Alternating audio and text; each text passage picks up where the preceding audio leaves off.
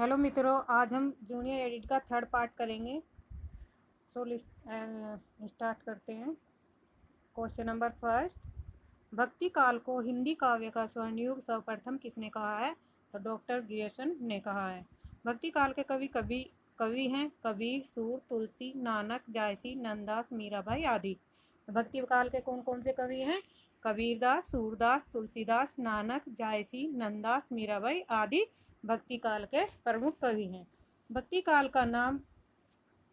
काल का नाम पूर्व मध्यकाल किस आचार्य ने दिया था? तो ये दिया था डॉक्टर नागेंद्र ने।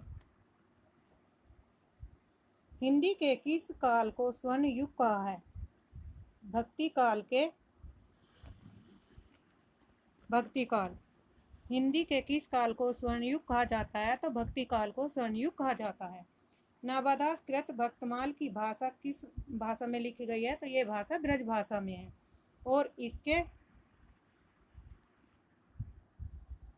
नेक्स्ट क्वेश्चन,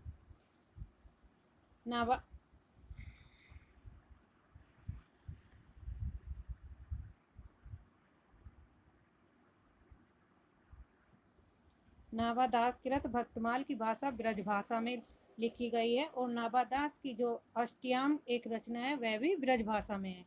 नाबादास के गुरु कौन है? तो नाबादास के गुरु हैं अग्रदास। ज्ञानश्री शाखा के प्रमुख कवि कौन से हैं? तो कबीरदास जी ज्ञानश्री शाखा के प्रमुख कवि हैं। निर्गुण संत के कवियों में शारदिक शास्त्रार्थ एवं सुशिक्षित थे, तो ये थे सुंदरदास जी। और इनका प्रसिद्ध ग्रंथ है सुंदर विलास। किसका प्रसिद्ध ग्रंथ है? सुंदर विलास का प्रसिद्ध ग्रंथ है। और भी निर्गुण संत कवियों के प्रमुख कवि हैं, जैसे रजब, धर्मदास, दादू दयाल। संत काव्य नाम से किसने दिया? तो ये डॉक्टर रामकुमार वर्मा ने दिया। निर्गुण काव्य धारा की प्रवृत्ति यानी कि निर्गुण काव्य धारा की विशेषताएं कौन कौन सी हैं? तो मैं बोधों के समान अवतारवाद, मूर्ति पूजा, तीर्थाटन व्रत, माला, छापा तिलक आदि सभी भाय एवं रूढ़ियों का विरोध किया गया है। निर्गुण काव्य धारा के कवियों ने इन सब का विरोध किया है। किस किस का? बोधों के समान अवतारवाद, मूर्ति पूजा, तीर्थाटन व्रत, माला, छापा तिलक आदि सभी बाह्य रूढ़ियों का विरोध किया है। सुदकड़ी भाषा से आस्य है, जिसमें अनेक प्रांतीय भाषा और बोलियों के शब्दों का मिश्रण है। अजगर करे न चाकरी, पंछी करे न काम। यह पंक्ति किस लेखक की है? तो ये मलुकदास जी की है। नेक्स्ट, रजब अली खां के गुरु कौन थे? रजब अली खां के गुरु दादू दयाल थे। कबीरदास जी के गुरु कौन है? रामानंद जी। और रामानंद जी के और भी अन्य शिष्य थे, जिनमें है रैदास, धन्ना, पीपा। रामानंद ने वैष्णव संप्रदाय के आचार्य राघवानंद से दीक्षा ग्रहण की थी।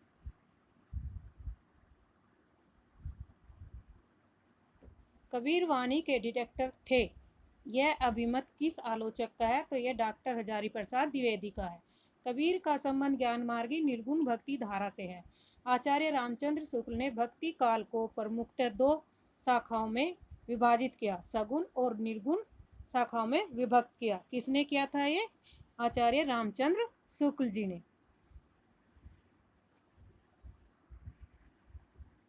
भक्ति काल की दो शाखाएं, निर्गुण और सगुण।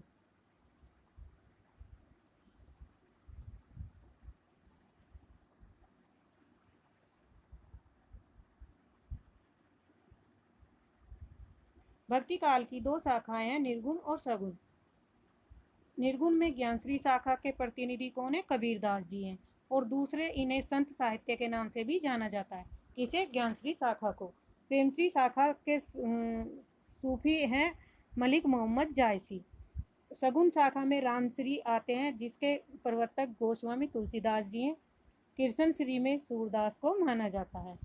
संत कवि गुरुदास देव का जन्म कहाँ हुआ था?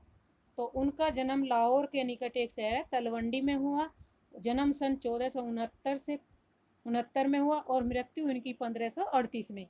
इनके पिता का नाम कालूचंद और माता का नाम तृप्ता था और इनकी पत्नी थी सुलक्ष्मी और इनके दो पुत्र थे श्रीचंद और लक्ष्मीचंद। नेक्स्ट,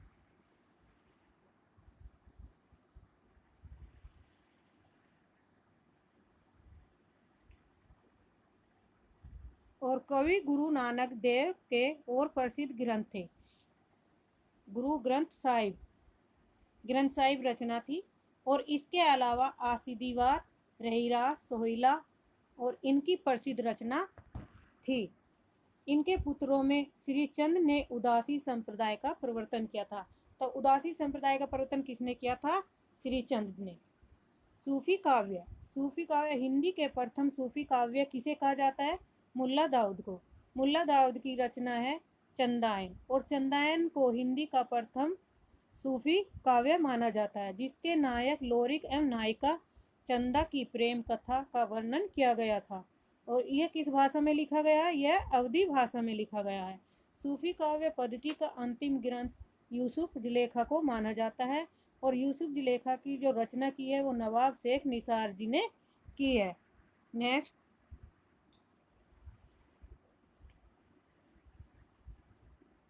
सूफी कवियों का सबसे प्रिय अलंकार सामोशक्ति माना गया। तो सूफी कवियों का सबसे प्रिय अलंकार किसे मानते हैं? तो सूफी कवि जो सामोशक्ति अलंकार को प्रिय मानते हैं। और सूफी काव्य और कवि हैं मुल्ला दाऊद, जायसी, कुतुबन, मंजन, उस्मान, शेख नबी, आसिम शाह, नूर मोहम्मद आदि इस संत थे। सूफी दर्शन को तसव्वुफ कहा जाता है। सूफी दर्शन को क्या कहा जाता है? तसव्वुफ कहा जाता है। सूफी शब्द सफा से निकला है, जिसका अर्थ है विशुद्धता।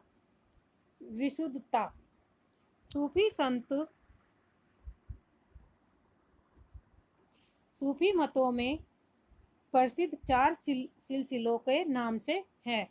ये 4 हैं: चिश्तिया सिलसिला, कादरिया सिलसिला, नक्शबंदी सिलसिला, सुहरावर्दिया सिलसिला। अनहलक में मैं का अर्थ है मैं ही ब्रह्मा हूँ की घोषणा किसने की थी? ये मंसूर ने की थी।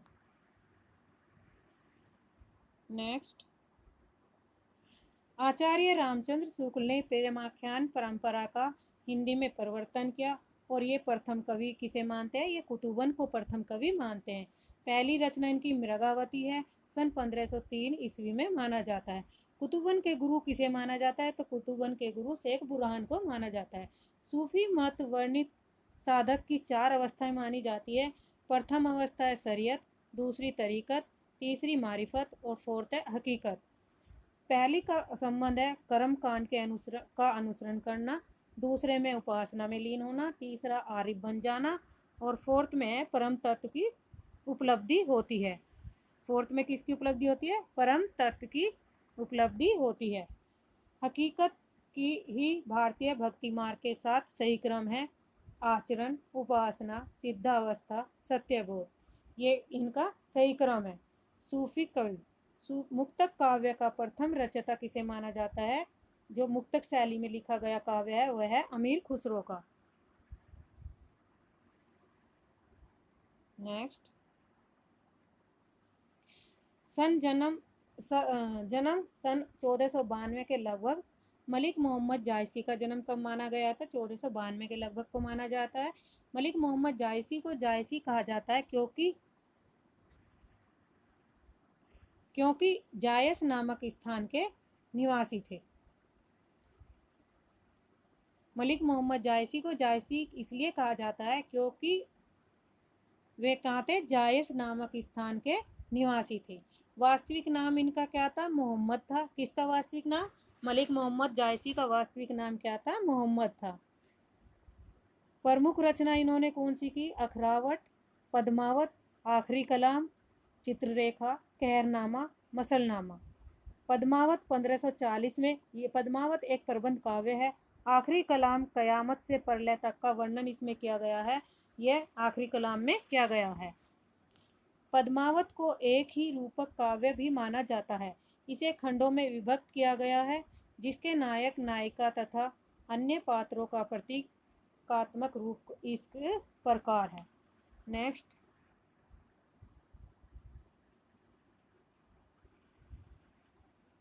इनके प्रमुख पात्र हैं और प्रतीक। पद्मावती का संबंध बुद्धि, परमात्मा, परम सत्ता का प्रतीक माना जाता है।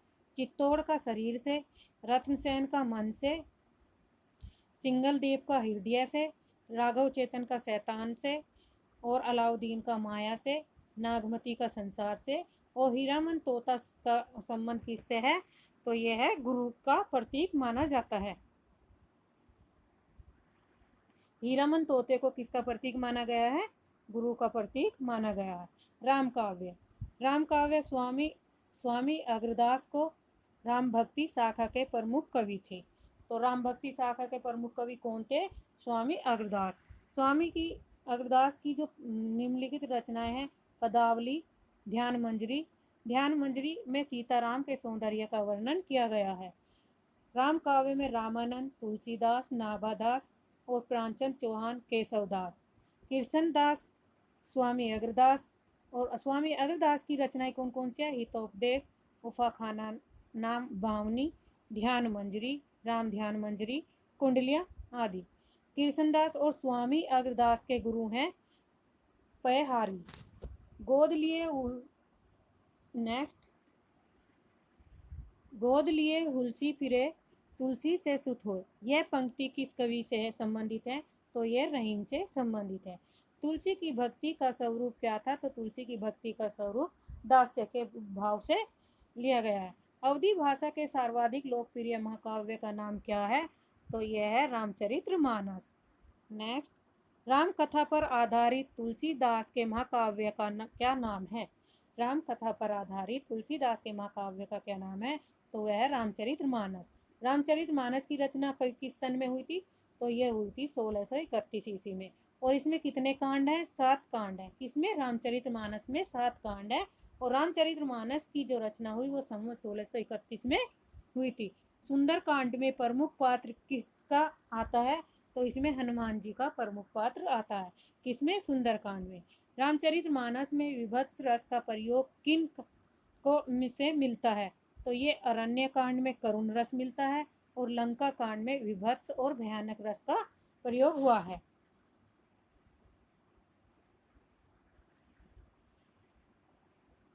नेक्स्ट, भक्ति काल के किस कवि को जातीय कवि कहा गया है? तो भक्ति काल के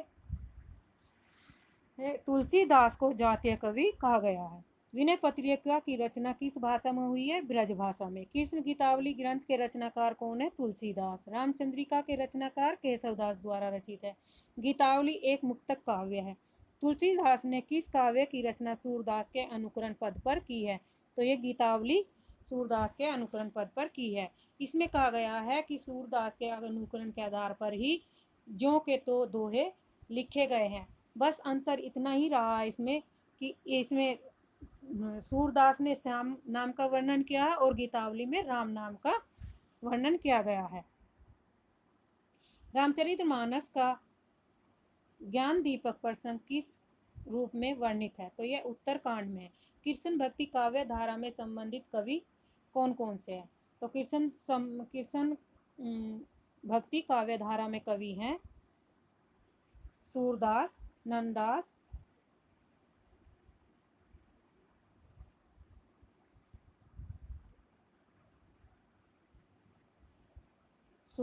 नंददास, कृष्णदास, परमदास, कुम्भनदास, चतुर्भुजदास, मीराबाई, रसखान, ध्रुवदास, चैतन्य महाप्रभु। इसमें एक मैंने ट्रिक बनाई है, आप भी अपनी ट्रिक बना सकते हो। जैसे सुन कृष्ण को परम आनंद आया।